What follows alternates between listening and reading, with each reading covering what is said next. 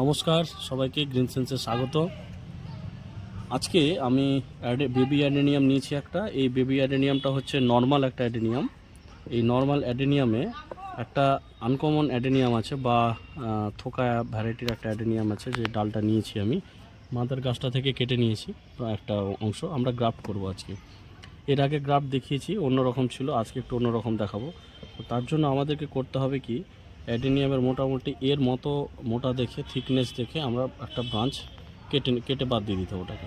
ধরুন এটাকে আমরা এখান থেকে বাদ দিয়ে দিলাম, বা এরকম করেও সমান করেও নিতে পারেন।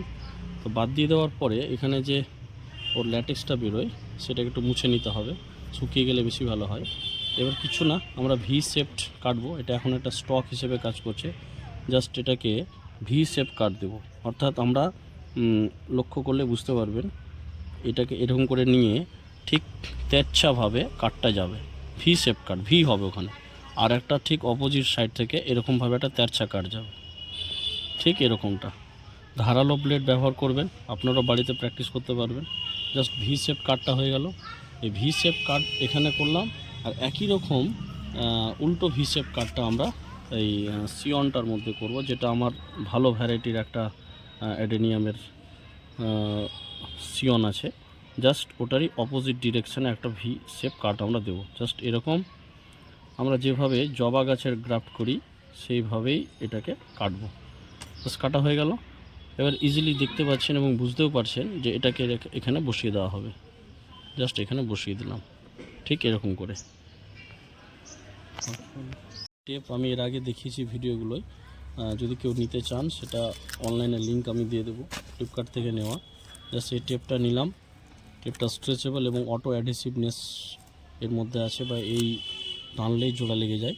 জাস্ট এটাকে নিয়ে একটু বাইরে বের করে রাখবো যাতে বাঁধতে সুবিধা হয়।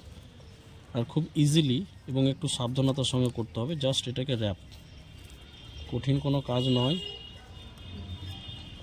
জাস্ট এটাকে এভাবে আমরা নিয়ে র্যাপ, জাস্ট এইভাবে লেগে গেলে আমরা তারপর এটাকে বেঁধে দেবো। এখানে যে এক্সট্রাটা রেখেছিলাম সেটা দিয়ে এটাকে জাস্ট একটা গিট দিয়ে দেবো। একটাও দিতে পারেন আপনি, আরও সিকিউরিটি চাইলে দুটো দিতে পারেন। জাস্ট সেটা দিয়ে দেবো, একটা দিলেই যথেষ্ট। দেখুন রেডি। যখন এটা সেট হয়ে যাবে এটাকে তুলে ফেলে দিলেও অসুবিধা নেই, থাক, কোনো ডিস্টার্ব করব না। আর এটা যে অবশ্যই মেনশন করবেন যে আপনি কোন ভ্যারাইটির গ্রাফট করলেন, কারণ অনেকগুলো গ্রাফটের মধ্যে এটা মিশিয়ে গেলে অসুবিধা হবে। থ্যাংক ইউ সবাইকে, পাশে থাকুন।